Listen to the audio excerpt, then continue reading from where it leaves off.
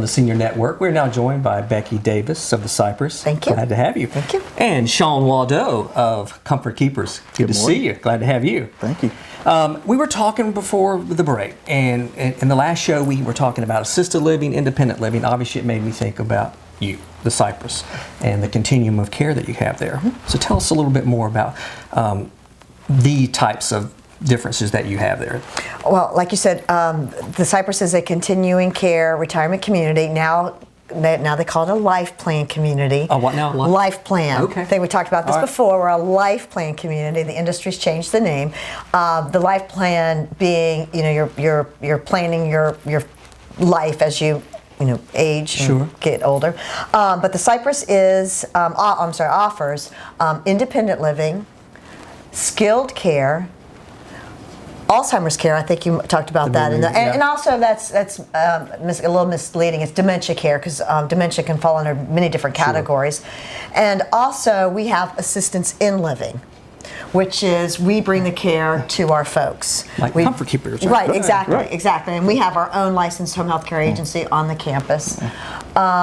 We do not have a standalone assisted living facility or building as some people would define assisted living as a separate building.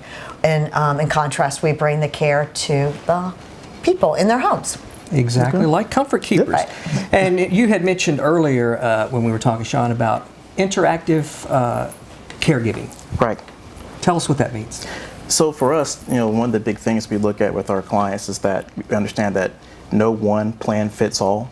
We try to make sure that the experience with the client is a very interactive one, meaning we want to make sure when we go and talk with the clients, understand a little bit more about them first as a person, as opposed to just coming in and saying, here's your plan, here's what we think works best. So it could be basic things such as, does that individual like to walk around the block, periodically in the afternoons? Does that individual like to work on their scrapbook? Does the individual have issues with taking their medicine on time? Do they have issues with taking stuff out of the refrigerator? Do they have issues gripping pots and pans when they're cooking? I mean, it's very detail oriented. So when we get through asking all these questions and getting all these answers identified, then we come up with our plan of care, which matches our services with that individual's customizable needs. Then more importantly, match our caregivers also with that client as well. Right. So that way it's a perfect partnership as opposed to we just send someone there and just go in kind of blindly. So that's kind of what we look at more at.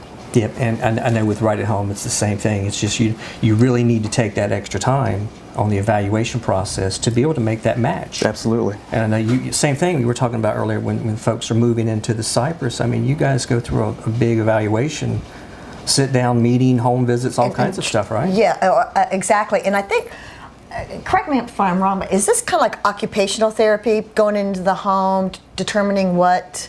You could call it. Yeah, I would say it's kind of like occupied. Boy, so Right. it goes into real detail. And we did the same thing at the Cypress, sure.